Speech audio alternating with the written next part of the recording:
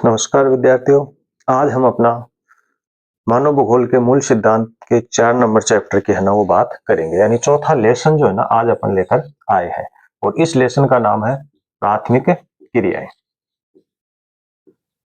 प्राथमिक क्रियाएं या अपन ये भी कह सकते हैं व्यवसाय।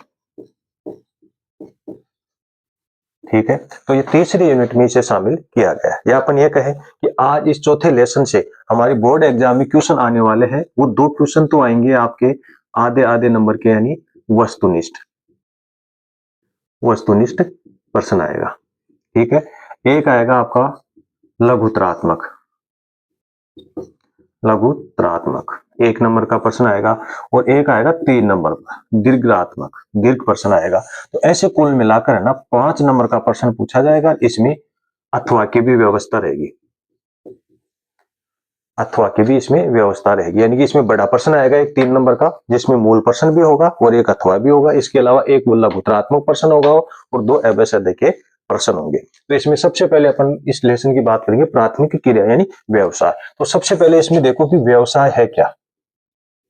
व्यवसाय यानी मानव अपने विभिन्न प्रकार की क्रियाओं के लिए जो भी जीविकोपार्जन का कार्य करता है, या मानव अपने जीवन यापन के लिए जो भी जीविकोपार्जन का कार्य करता है वही क्या कहलाता है, व्यवसाय कहलाता है। आज अपन सुबह घर से निकले तो देखते हैं कि भिन्न भिन्न क्षेत्रों में लोग आपको कुछ ना कुछ कार्य करते हुए नजर आएंगे।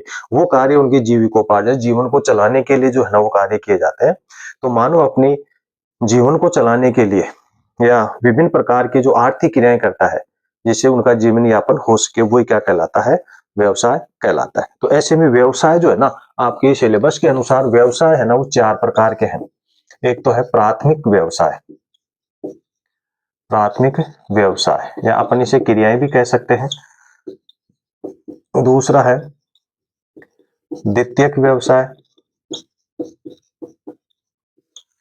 तीसरा है तृतीयक व्यवसाय, चौथा है चतुर्थक व्यवसाय, और पांचवा है पंचम व्यवसाय कह सकते हैं, या अपन इसे क्रियाकलाप भी कहते हैं। क्रियाकलाप कोई ना कोई कार्य है ना वो किया जाना, या कोई ना कोई क्रियाएं है ना वो किया जाना। तो इस सबको क्रियाकलाप या क्रियाएं भी है ना वो कहा जा सकता है। तो ऐसे में मानव अपने विभिन्न प्रकार के जीविकोपार्जन करने के लिए जो भी आर्थिक क्रियाएं करता है, आर्थिक मतलब धन अर्जन करने के लिए जो भी कार्य करता है वो सभी क्या कहलाते हैं, व्यवसाय कहलाते हैं। और ये व्यवसाय है ना ये 4 प्रकार का होता है, यानी कि मानव अलग अलग प्रकार का है ना वो व्यवसाय करता है। अब इसमें सबसे पहले अपन देखेंगे प्राथमिक क्रियाएं या प्राथमिक व्यवसाय है ना वो क्या होता है। प्राथमिक व्यवसाय में सबसे पहले अपन ये देखेंगे कि प्राथमिक क्रिया या प्राथमिक कार्य करने वाले लोगों का कार्य क्षेत्र घर से बाहर, सारे प्राथमिक क्रियाएं घर से बाहर ही होंगी। घर से बाहर होने के कारण इसे रेड कॉलर श्रमिक कहा जाता है। रेड कॉलर श्रमिक यानी प्राथमिक क्रिया करने वाले लोगों का कार्य क्षेत्र घर से बाहर होने के कारण इसे रेड कॉलर श्रमिक कहा जाता है।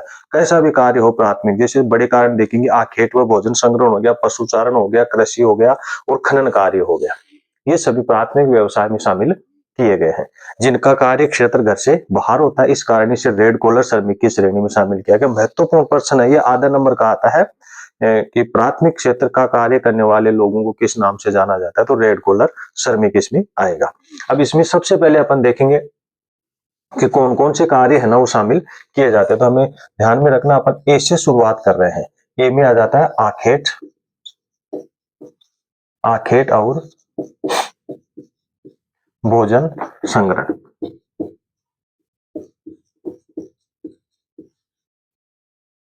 आखेट और भोजन संग्रहण यानी प्राथमिक क्रिया जो की जाती है ना उसमें 1 नंबर का व्यवसाय है आखेट और भोजन संग्रहण। अब से आदिकाल में चलते हैं।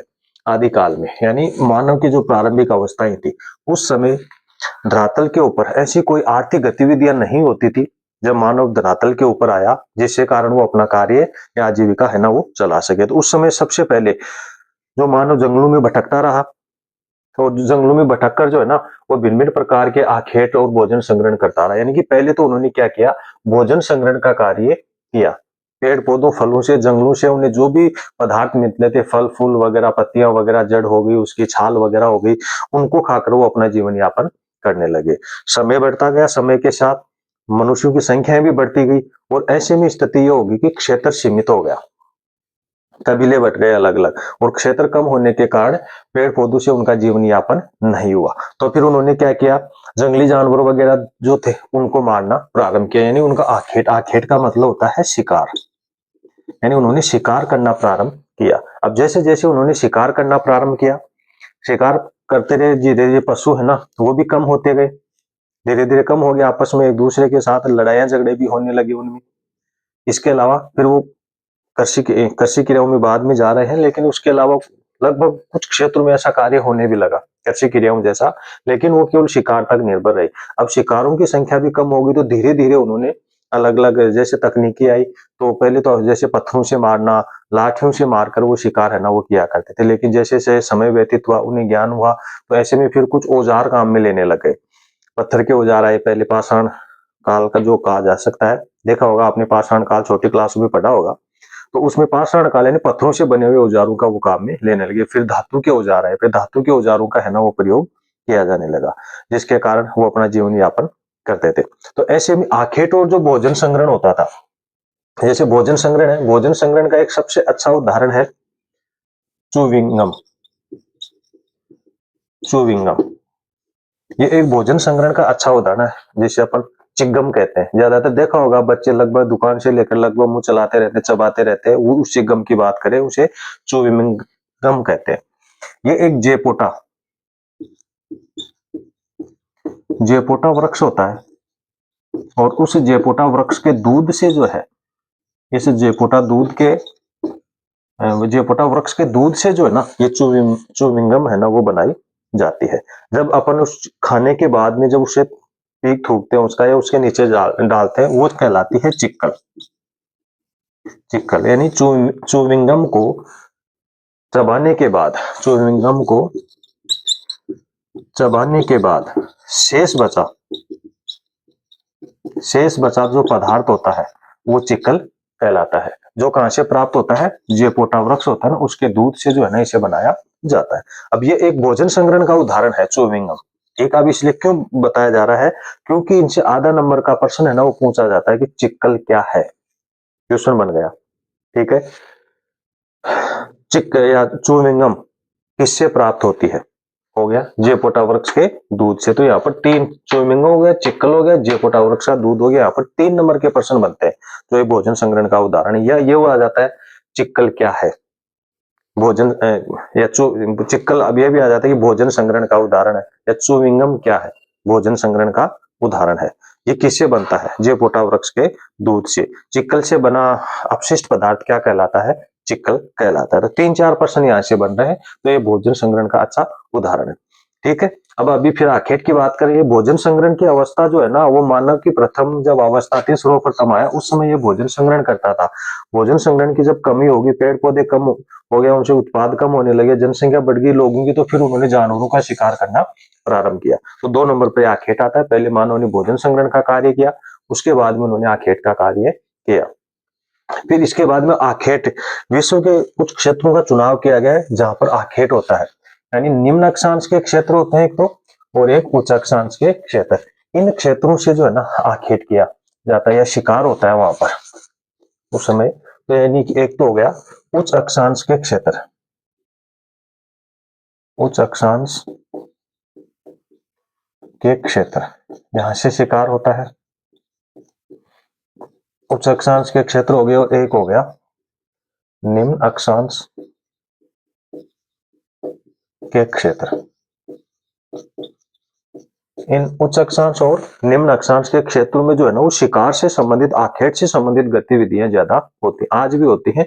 इनमें क्या आता है, एक तो अति शीत आता है, एक अति उष्ण प्रदेश, यानी कि विश्व के जो क्षेत्र अति शीत है, अति शीत है, अति शीत और अति उष्ण, उष्ण यानी गर्म, अशीत यानी ठंडे, उन क्षेत्रों में जो है ना वो शिकार होता है। तो जैसे मान लो कुछ अक्षांश वाले क्षेत्र में अगर अपन देखें, तो इसमें आ गया आपका कनाडा, आ गया यूरेशिया, और दक्षिणी चिली। इन क्षेत्रों में है ना वो उच्च अक्षांश के क्षेत्र है जहां पर आखेट का कार्य होता है, शिकार का कार्य होता है। निम्न अक्षांशों के क्षेत्र में बात करेंगे तो अमेजन बेसिन, अमेजन बेसिन, उष्ण कटिबंधीय अफ्रीका,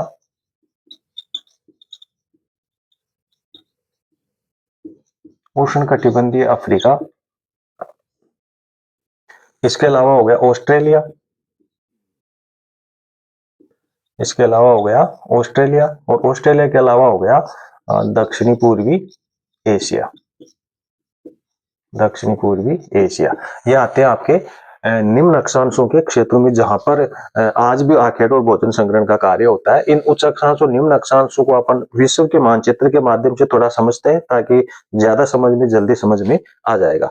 तो जैसे मान लो ये आपका विश्व है, ये आपका हो गया दक्षिणी अमेरिका, ठीक है, ये दक्षिणी अमेरिका यहाँ तक हो गया। यहाँ से फिर ये मेक्सिको से डिवाइडेशन होता है और इधर ऊपर की ओर जाएगा और इस प्रकार से जो है ना ये मेक्सिको की खाड़ी हो गई, ये यहाँ पर आ गया। ये तो हो गया आपका उत्तरी अमेरिका, उत्तरी अमेरिका, और ये है आपका दक्षिणी अमेरिका, महाद्वीप है ये। इसके अलावा देखो ये अपन यहाँ पर आ रहे हैं दक्षिणी अफ्रीका, दक्षिणी अफ्रीका जो महाद्वीप है, ये इस प्रकार से दक्षिण अफ्रीका महाद्वीप जो है ना ये आ रहा है।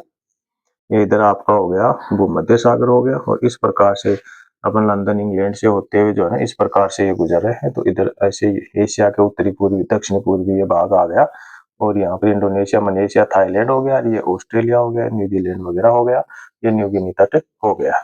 इस प्रकार से लगभग ये आपका विश्व का मानचित्र है।